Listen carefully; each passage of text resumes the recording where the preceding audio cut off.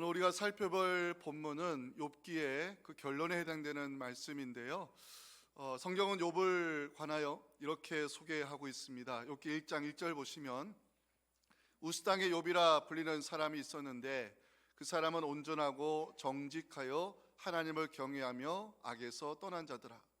그 사람은 온전하고 정직하여 경외하며 악에서 떠난 자더라. 이것은 욥이 신앙적으로 문제가 없는 믿음의 사람이었음을 이 성경이 증거하고 있는 부분입니다. 또한 욥은 하나님께 복을 받은 사람이었음을 욥기 1장 2절과 3절은 기록을 하고 있죠. 그에게 아들 7과 딸 셋이 태어나니라. 그의 소유물은 양이 7,000마리요 낙타가 3,000마리요 소가 500결이요 암나귀가 500마리이며 종도 많이 있었으니 이 사람은 동방 사람 중에 가장 훌륭한 자라. 먼저 자녀를 살펴보면 아들 7과 딸 3이 있었다 그랬어요. 자, 아들 7, 7이라는 숫자는 히브리인들이 매우 신성하게 여기는 숫자입니다. 왜? 이것이 완전수를 가리키기도 하지만 7이라는 숫자는 하나님의 창조 질서와 관련된 숫자이기 때문에 매우 신성시 여겼습니다. 또한 3이라는 숫자는 히브리인들에게 이 거룩한 숫자로 여겨지게 되는데 자녀가 아들 7, 딸 3, 10명이었다는 것은 욥의 가정이 하나님의 완전한 축복을 받았다는 것을 보여주고 있습니다. 또한 욥이 가지고 있는 짐승들을 보면 양 7,000마리, 낙타 3,000마리, 합이 10,000마리입니다. 그리고 소가 500마리, 암나귀가 500마리, 합하면 1,000마리입니다. 욥이 소유하고 있는 짐승들을 10단위로 표현하는 것은 이 고대 관습에 따른 것인데 욥은 재물에 있어 부족함이 없는 사람임을 보여주기 위함입니다. 하나님께서 욥을 어떻게 불렀느냐? 내 종이라 불렀습니다. 내 종이라 부르시면서 그의 신앙과 인격을 인정하시는 장면이 욥기 1장 8절에 나옵니다. 여호와께서 사탄에게 이르시되 네가 내 종 욥을 주의하여 보았느냐? 그와 같이 온전하고 정직하여 하나님을 경외하며 악에서 떠난 자는 세상에 없다고 하나님이 욥을 인정해 줬습니다. 그러자 천상회에 참석한 사탄이 문제를 제기합니다. 욥이 하나님을 경외하는 것은 욥을 둘러싸고 있는 울타리 때문이라고 주장하는 장면이 욥기 1장 9절 10절에 나옵니다. 사탄이 여호와께 대답합니다. 욥이 어찌 까닭없이 하나님을 경외하리이까? 주께서 그와 그의 집과 그의 모든 소유물을 울타리로 두르심 때문이 아니니까? 주께서 그의 손으로 하는 말을 복되게 하사 그 소유물이 넘치게 하셨기 때문에 욥이 하나님을 경외한다고 주장했습니다. 욥의 온전함, 정직함, 경외함은 하나님이 둘러주신 울타리 때문이라는 것이 이 사탄의 주장입니다. 이 사탄의 주장에 하나님은 제한적 고난을 허락하셨고 그로부터 시작된 고난이 욥을 동방에서 가장 큰 자에서 가장 낮은 자로 떨어뜨렸습니다. 하나님은 욥을 둘러싸고 있는 울타리들을 하나하나 제거하셨습니다. 자녀들의 울타리를 제거하셨고 물질의 울타리를 제거하셨고 건강의 울타리를 제거하셨고 관계의 울타리를 제거했습니다. 욥을 둘러싸고 있는 울타리들이 모두 제거됐을 때 욥 주변에 남아있는 사람들이 없었습니다. 그 소식을 들은 욥의 친구들이 욥을 위로하고자 찾아왔습니다. 그 장면이 욥기 2장 11절에 나오죠. 그때 욥의 친구 세 사람이 이 모든 재앙이 그에게 내렸다함을 듣고 각각 자기 지역에서부터 이르렀으니 곧 대만 사람 엘리바스와 수아 사람 빌닷과 나아마 사람 소발이라. 그들이 욥을 위로하려 하여 서로 약속하고 욥을 찾아갔습니다. 그런데 위로하기 위해 찾아온 이 친구들이 욥을 향해서 논쟁을 벌이기 시작합니다. 욥을 향하여 인과 응보의 교리를 가지고 논쟁을 시작한 사람은 엘리바스였습니다. 욥기 4장 7절과 8절 보면 엘리바스가 입을 엽니다. 생각하여 보라, 죄 없이 망한 자가 누가 있냐? 정직한 자의 끊어짐이 어디 있느냐? 내가 보건대 악을 밭갈고 독을 뿌린 자는 그대로 거두나니 하면서 이 엘리바스의 주장을 보면 전통적 지혜 교리인 인과 응보의 원리를 주장하고 있습니다. 하나님은 의인에게 복을 주시고 악을 행하는 자를 망하게 하신다는 인과 응보의 틀을 가지고 엘리바스가 욥이 당한 고난을 해석하려 했습니다. 여기서부터 세 친구들과 욥 사이에 길고 긴 논쟁이 시작됩니다. 오늘 우리가 살펴볼 본문은 욥과 친구들 사이의 논쟁이 끝나고 하나님께서 판결을 내리시는 장면이 나오는데 하나님은 욥의 손을 들어주셨습니다. 7절 보시면 여호와께서 욥에게 이 말씀을 하신 후에 여호와께서 대만 사람 엘리바스에게 이르시되 내가 너와 네 두 친구에게 노하나니 이는 너희가 나를 가리켜 말한 것이 내 종 욥의 말같이 옳지 못함이니라. 하나님은 세 친구들에게 욥에게 가서 너희를 위하여 번제를 드리라 명령하셨고, 욥이 너희를 위하여 기도할 때 내가 욥의 기도를 기쁘게 받으리라고 말씀했습니다. 8절 보시면, 그러되 너희는 수소 7과 순양 7을 가지고 내 종 욥에게 가서 너희를 위하여 번제를 드리라. 내 종 욥이 너희를 위하여 기도할 것인즉 내가 그를 기쁘게 받으리니 너희가 우매한 만큼 너희에게 갚지 아니하리라. 이는 너희가 나를 가리켜 말한 것이 내 종 욥의 말같이 옳지 못함이니라. 중요한 것은요, 욥이 친구들을 위하여 기도의 손을 들어 주었을 때 하나님께서 욥의 곤경을 돌이키시고, 우리가 알고 있는 욥기의 결론이죠, 갑절의 축복을 허락하시는 장면이 오늘 10절에 나옵니다. 중요한 말씀입니다. 함께 읽겠습니다. 시작. 욥이 그의 친구들을 위하여 기도할 때 여호와께서 욥의 곤경을 돌이키시고 여호와께서 욥에게 이전 모든 소유보다 갑절이나 주신지라. 오늘은 욥이 친구들을 위하여 기도할 때, 이 제목 가지고 함께 말씀을 나누겠습니다. 우리 첫째 메시지 중요합니다. 함께 읽겠습니다. 시작. 나를 힘들게 하는 사람들을 위하여 기도할 때 회복의 역사가 시작된다고 성경은 우리에게 첫 번째 메시지를 선포합니다. 자, 욥과 친구들과의 지루한 논쟁이 끝나갈 때 하나님께서 말씀으로 임재했습니다. 침묵 가운데 있던 하나님이 나타나 어떤 말씀을 첫 번째로 주셨을까? 친구들을 책망합니다. 7절 다시 보실까요? 여호와께서 욥에게 이 말씀을 하신 후에 여호와께서 대만 사람 엘리바스에게 이르시되 내가 너와 네 두 친구에게 노하나니 이는 너희가 나를 가리켜 말하는 것이 내 종 욥의 말같이 옳지 못함이니라. 자, 친구들 가운데 하나님께서 엘리바스를 지목하여 책망하고 있어요. 왜 그럴까요? 엘리바스는 이 연장자였고 또 친구들을 대표하는 사람이었기 때문이죠. 또 하나, 엘리바스의 말을 시작으로 욥을 향한 비난과 정죄의 말이 시작되었기 때문입니다.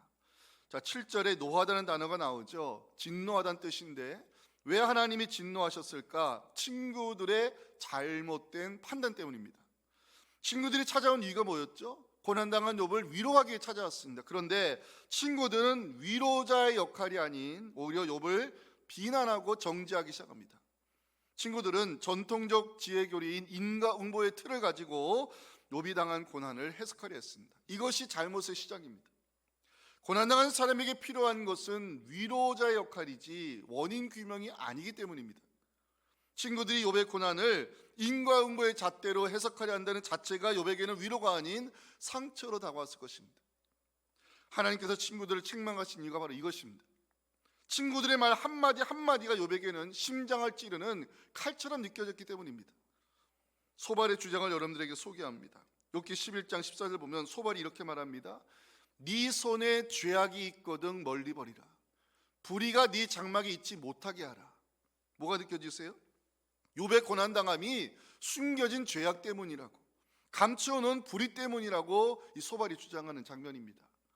무엇을 말하고 싶은 것입니까? 욥에게 회개를 강요하고 싶었던 것입니다. 욥의 고난은 숨겨진 죄가 있기 때문이라며 회개를 강요하는 친구들의 마음은 욥의 마음을 더욱 아프게 했을 것입니다. 하나님께서 친구들을 책망하시는 또 하나의 이유가 있습니다. 하나님의 공의를 대변한다는 명분을 가지고 욥을 정죄하며 하나님을 대신하려 했기 때문입니다. 위로적으로 왔던 친구들이 인과응보의 교리를 가지고 욥의 고난을 해석하면서 던진 말들은 욥에게 상처로 다가왔고 견딜 수 없는 고통을 주었습니다. 친구들 때문에 힘들어하는 욥의 모습이 욥기 19장 2절에 이렇게 기록이 되어 있습니다.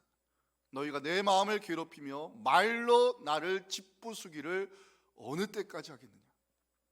제가 새벽 기도 시간에 6개의 말씀을 전하면서 이 남이 당한 고난을 함부로 해석하려 해서는 안 된다는 메시지를 전한 적이 있습니다.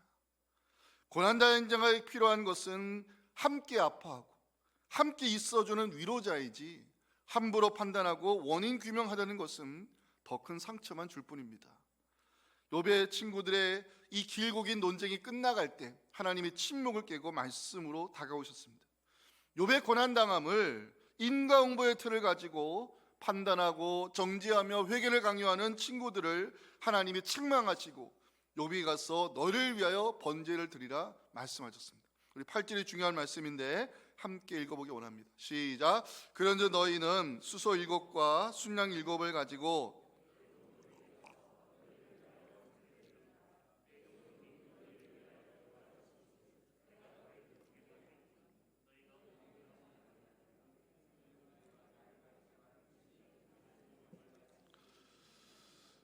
내 종 욥에게 찾아가라는 말씀은 하나님의 공의를 대언다면서 말로써 욥을 정죄했던 자신들의 잘못을 인정하고 용서를 구하라는 의미입니다. 하나님은 친구들에게 번제의 제물로서 수소 7과 순양 7을 가지고 바치라 말씀했어요. 자, 수소 7과 순양 7, 이 양이 적지 않습니다. 제물의 양이 적지 않음은 친구들이 그만큼 말로써 지은 죄가 많다는 의미입니다. 마지막으로 하나님은 욥이 너희를 위하여 기도할 것인지 내가 욥의 기도를 기쁘게 받으리라 말씀하셨어요.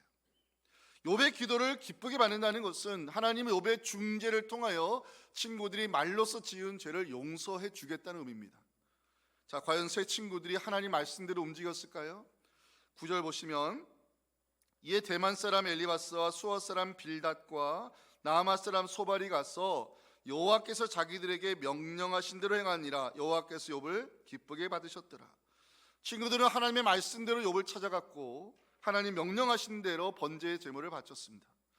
친구들이 말씀대로 행했다는 것은 하나님의 뜻에 순종했다는 의미로 해석할 수 있는데, 문제는 욥이 자신에게 더 큰 상처를 안겼던 친구들을 받아주었는가의 문제입니다. 9절 마지막 보시면 여호와께서 욥을 기쁘게 받으셨다는 말씀이 있어요. 여호와께서 욥을 기쁘게 받으셨다는 것은 욥이 친구들을 위하여 제물을 잡아주고 친구들을 위하여 제단을 쌓았으며 친구들을 위하여 기도의 손을 들었다는 증거입니다. 중요한 것은 욥이 친구들을 위하여 기도할 때 하나님이 욥의 곤경을 돌이키셨다는 사실입니다. 오늘 본문에서 가장 중요한 말씀이 뭡니까? 저에게 묻는다면 10절이라고 대답할 수밖에 없습니다. 우리 10절 말씀 함께 읽겠습니다. 시작. 욥이 그의 친구들을 위하여 기도할 때 여호와께서 욥의 곤경을 돌이키시고 여호와께서 욥에게 이전 모든 소유보다 갑절이나 주신지라. 자, 기왕에 표시해 주세요. 욥이 그의 친구들을 위하여 기도할 때 여호와께서 욥의 곤경을 돌이키셨다. 많은 분들의 성경을 보면 갑절이란 단어를 다 표시를 많이 해놓으셨어요. 그만큼 한국 사람들이 이 복을 좋아하니까 이 갑절을 표시하는데, 그거보다 더 중요한 게 욥이 친구들을 위해 기도할 때 하나님이 욥의 고난을 멈추게 하셨다는 이 말씀이 더 중요해요. 욥이 친구들을 위해서 기도했다는 것은 뭘 의미할까요? 친구들의 잘못을 하나님의 이름으로 용서했다는 의미입니다. 욥에게서 친구들은 위로자가 아니었죠. 욥에게서 친구들은 욥을 정죄하는 자들이었고 욥을 판단하는 자들이었고 욥을 힘들게 하는 사람들이었어요. 그런데 욥이 친구들을 위해서 기도했다는 것은 친구들의 잘못을 하나님의 이름으로 용서했다는 것을 성경이 증거하고 있어요. 아마 욥에게 있어 쉽지 않은 기도였을 것입니다. 어려움에 처한 욥을 찾아와 위로의 말을 건네기는커녕 말로써 욥을 짓부수기를 오히려 즐겼던 그 친구들, 그들이 던졌던 말은 욥의 마음을 찢어놓는 칼이었습니다. 우리도 때로 인생 살다 보면 관계의 어려움을 당할 때가 있고 또 남이 생각 없이 던진 그 말 한마디 때문에 참 마음의 상처를 받을 때가 있습니다. 중요한 것은 욥이 자신에게 상처를 줬던 그 친구들을 하나님의 이름으로 용서하며 기도해 줬을 때 하나님이 욥의 고난을 멈추게 하셨다는 것이 중요해요. 자, 하나님께서 욥을 돌아보셨을 때, 하나님이 욥의 기도를 들으시고 그를 돌아보셨을 때 어떤 결과가 생겼을까? 10절 마지막, 여호와께서 욥의 곤경을 돌이키시고 욥에게 이전 모든 소유보다 갑절이나 주셨다고 성경은 말씀하고 있어요. 자신을 힘들게 하는 사람들을 위해서 욥이 기도의 손을 들어주었을 때 하나님께서는 욥의 고난을 멈추게 해주셨고 갑절의 축복을 주셨다고 욥기는 보여주고 있습니다. 친구들을 위하여 기도의 손을 드는 이 욥을 묵상하면서 전 참 중요한 메시지를 깨달았습니다. 나를 힘들게 하는 사람들을 위해서 우리가 기도의 손을 들 때 회복의 역사가 시작된다는 사실입니다. 욥의 친구들을 위해서 기도의 손을 들 때 하나님이 욥의 고난을 멈추게 하셨어요. 욥의 친구들을 하나님의 이름으로 용서할 때 회복의 역사가 시작됐어요. 욥의 친구들을 위하여 제단을 쌓아주었을 때 갑절에 축복이 임했다고 성경은 보여주고 있습니다. 이것이 용서가 주는 유익이라 말할 수 있습니다. 용서는 늘 말씀드리지만 남을 위하는 것이 아니라 자신을 위하는 것입니다. 용서하지 아니하면 우리는 여전히 미움이라는 감옥 안에 갇혀 살 수밖에 없습니다. 용서하지 아니하면 우리는 여전히 쓴뿌리를 안고 살아가는 무거운 인생 살 수밖에 없습니다. 성경으로 말씀합니다. 나를 힘들게 하는 사람을 위하여 기도의 손을 들으라고. 그들을 위하여 기도의 손을 들 때 회복의 역사가 시작된다는 것이 오늘 본문이 우리에게 주는 첫 번째 메시지입니다. 사랑하는 성도 여러분, 여러분들을 힘들게 하고 상처를 주었던 사람들이 있을 것입니다. 그들을 하나님의 이름으로 용서를 선포하시기 바랍니다. 그들을 위해서 기도의 손을 들어주시기 바랍니다. 하나님께서 우리의 상처를 치유해 주실 것입니다. 하나님께서 우리 안에 쓴뿌리를 제거해 주실 것입니다. 하나님께서 우리를 과거의 아픔으로부터 자유하게 하실 것입니다. 나를 힘들게 하는 사람들을 위하여 기도할 때 회복의 역사가 시작됨을 믿으시면서 주님의 이름으로 용서를 선포하는 여러분들을 하나님께서 존귀한 자로 세워주시기를 주님의 이름으로 축원합니다. 두 번째 메시지 함께 읽겠습니다. 시작. 하나님은 중보자의 역할을 감당하는 사람에게 복을 주신다고 오늘 본문은 마지막 메시지를 전하는데요, 욥의 친구들을 위해서 제단을 쌓았다는 것은 뭘 의미할까요? 욥의 친구들을 위해 제단을 쌓았다는 것은 제사장의 역할을 감당했다는 것인데, 구약에서 제사장은 중재자를 의미합니다. 하나님이 욥을 중재자로 세워주시는 장면이 8절에 나오죠. 8절 중간에 보시면 내 종 욥이 너희를 위하여 기도할 것인즉, 여기에 중요한 단어가 하나 들어가 있어요. 내 종 욥이 너희를 위하여 기도할 것인즉, 이 기도라는 단어가, 여기에 들어가 있는 기도라는 단어가, 히브리어에도 기도라는 단어가 여러 개가 있는데 여기에 들어가 있는 히브리어 단어는 두 가지 의미를 갖고 있어요. 하나는 간청하다, 또 하나는 중재하다의 의미예요. 하나님이 욥을 중재자로 세우시고 제사장의 역할을 맡기셨음을 오늘 본문 8절이 보여주고 있어요. 기억하실 것은 욥이 중보자의 역할을 감당했을 때 하나님이 욥에게 복을 주셨다는 사실입니다. 10절 마지막 보시면 우리 한국 교인들이 좋아하는 단어가 하나 나오잖아요. 예? 갑절이란 단어. 모든 소유보다 갑절이나 주신지라. 그래가지고 많은 분들이 욥기의 결론이 욥이 갑절의 축복, 2배의 축복을 받았다, 이게 욥기의 결론을 알고 있어요. 굉장히 큰 오해입니다. 이 말씀을 많은 분들이 오해하고 있어요. 갑절이나 주신지라. 욥이 고난당하면서도 인내했기 때문에, 욥이 친구들을 용서했기 때문에 갑절의 축복을 받았다는 것이 욥기의 결론이 아닙니다. 욥이 무엇을 했기 때문에 받았다고 말한다면, 갑절의 축복을 뭐뭐 때문이라고 해석해버리면 욥기가 지금까지 부정해온 인과 응보의 교리로 다시 돌아갈 수밖에 없습니다. 욥기의 결론은 그것을 말씀하는 것이 아닙니다. 하나님께서 왜 욥을 둘러싸고 있는 울타리들을 제거하셨습니까? 욥은 지금까지 울타리 안에서 살아왔고요, 울타리를 붙잡고 살아왔고, 울타리 안에서 하나님을 상대했어요. 하나님께서 욥을 둘러싸고 있는 울타리들을 제거하심은 울타리 밖에서 욥을 만나기를 원하셨고, 욥에게 새로운 사명을 맡기기 위함이었습니다. 하나님이 욥에게 맡기고자 하는 새로운 사명, 바로 중보자의 역할입니다. 울타리 밖에서 하나님을 새롭게 만난 욥의 신앙 고백이 바로 그 유명한 욥기 42장 5절이에요. 우리 말씀 중요합니다. 함께 읽겠습니다. 내가 주께 대하여 귀로 듣기만 하였사오나 이제는 눈으로 주를 배웁나이다. 아멘. 욥이 중보자 역할을 감당했을 때 갑절에 복이 임했다고 성경이 기록하고 있는데, 여러분 오해하지 말 것은 이 갑절이란 단어가 영어로 2times, 2배 축복을 받았구나, 이런 의미가 아니에요. 성경은 이런 단어를 쓸 때 함부로 쓰지 않습니다. 여기 나오는 갑절이라는 것은 숫자적으로 2배가 아니라, 잘 들으세요, 영적인 것과 물질적인 것 모두를 포함하는 포괄적 의미를 담고 있는 단어인데, 욥이 중보자의 역할을 감당했을 때 하나님께 많은 복을 받았다는 의미입니다. 그러면 욥이 중보자 역할을 감당했을 때 누렸던 은혜가 무엇일까? 6가지를 말씀드리고 오늘 설교 마치겠습니다. 첫째 받은 은혜, 존귀한 자로 하나님이 욥을 세워주셨어요. 욥이 친구들을 위하여 기도의 손을 들었다는 것은 중재자 역할을 감당했던 의미인데 하나님은 욥의 기도를 기쁘게 받으셨다라고 9절 마지막에서 보여주고 있죠. 여호와께서 욥을 기쁘게 받으셨더라. 자, 여기에 기쁘게란 단어가 들어가 있어요. 성경이 또 아무런 단어 쓰지 않겠죠. 여기에 나와 있는 9절 마지막에 나오는 기쁘게라는 단어는 여기 히브리어 나사라는 단어가 들어가 있는데 잘 들으세요. 들어올리다, 높여주다 이런 뜻이에요. 하나님이 욥을 기쁘게 받으셨다는 것은 욥을 높여주셨다는 뜻으로 중보자의 손을 들어준 욥을 하나님이 존귀한 자로 세우셨음을 성경은 우리에게 말씀하고 있어요. 두 번째 욥이 중보자 역할을 감당했을 때 받았던 은혜는 관계의 회복입니다. 하나님께서 욥에게 주신 은혜 가운데 관계의 회복이 있었음을 11절에서 확인할 수 있죠. 보실까요? 이에 그의 모든 형제와 자매와 이전에 알던 이들이 다 와서 그의 집에서 함께 음식을 먹고 하나님께서 내신 재앙에 관하여 욥을 슬퍼하며 위로해 주는 장면이 나와요. 하나님이 욥에게 고난을 허락하시고 그를 둘러싼 울타리를 제거했을 때 욥 주변에 남아있는 사람들이 없었어요. 관계를 맺고 있는 사람들이 떠나갔을 때 욥의 그 힘든 마음이 욥기 19장 13절부터 잘 나와 있어요.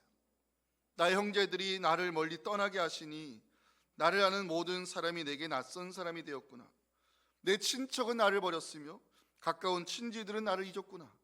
내 집에 머물러 사는 자와 내 여종들은 나를 낯선 사람으로 여기니 내가 그들 앞에서 타국 사람이 되었고. 욥의 한탄입니다. 그런데 욥을 떠났던 사람들이 돌아와 욥과 함께 식사를 하고 위로해 주었다는 것은 관계 회복의 은혜가 임했다는 것을 의미합니다. 세 번째 욥이 받았던 은혜는 말년의 축복입니다. 12절 마지막 12절 보실까요? 여호와께서 욥의 말년에 욥에게 처음보다 더 복을 주셨다는 기록이 있죠. 여기 말년이라는 단어가 나오는데 히브리어로 후반부를 뜻하는 단어입니다.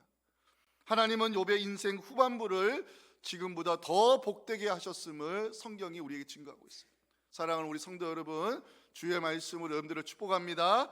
저는 이 말씀 듣는 여러분들의 인생 후반부를 하나님께서 더 복되게 하시기를 주님의 이름으로 축복합니다.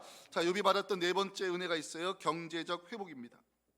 12절 마지막 보시면 숫자들이 나오죠. 양 14,000, 낙타 6,000, 소 1,000결이, 암나기 1,000. 욥기 1장 3절과 비교해 보면 정확하게 정말 갑절의 축복을 하나님께서 허락해 줬어요. 자, 이제 이게 중요한 게 아니라 제가 욥이 받은 복을 묵상하면서 중요한 진리 하나를 깨달았는데 경제적 회복은 사람의 노력으로 되는 것이 아님을 알게 됐어요. 경제적 회복은 하나님이 물질의 문을 열어주셔야 경제의 회복이 임한다는 것을 믿으시기 바랍니다. 하나님께서 열어주셔야 경제의 회복이 임한다는 사실을 믿으시면서 물질 때문에 힘들어하는 여러분들에게 하나님께서 문을 활짝 열어주시기를 간절히 소망합니다. 자, 다섯 번째 욥이 받았던 은혜는 기업의 축복입니다. 기업의 축복. 13절 보십니다. 또 아들 7과 딸 3을 두었다. 성경에서 자녀는 하나님이 주신 기업이라고 말씀하고 있죠.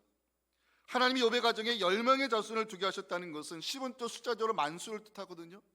욥의 가정이 하나님의 복을 누리는 기업으로 가득 채워졌음을 성경은 우리에게 증거하고 있어요. 마지막 욥이 받았던 은혜는 만족한 삶입니다. 만족한 삶.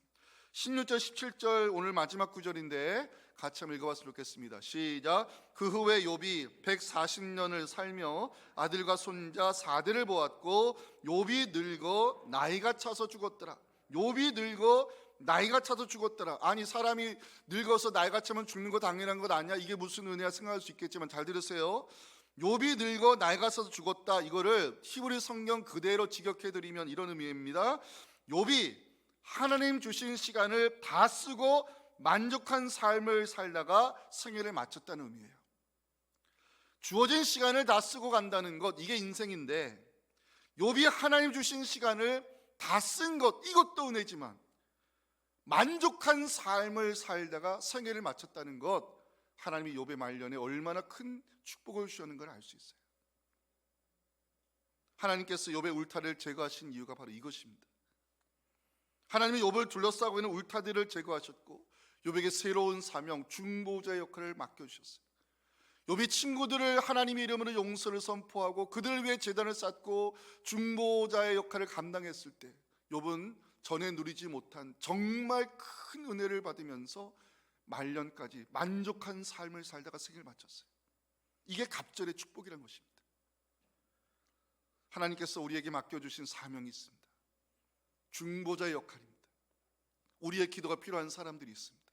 그들을 기억하시고 중보의 손을 드실 때 전에 누리지 못한 정말 갑절의 축복을 하나님께서 허락해 주심으로 여러분들의 인생 후반부가 하나님 주신 은혜와 즐거움으로 가득 채워질 수 있기를 주님의 이름으로 축원합니다. 하나님 아버지 감사합니다.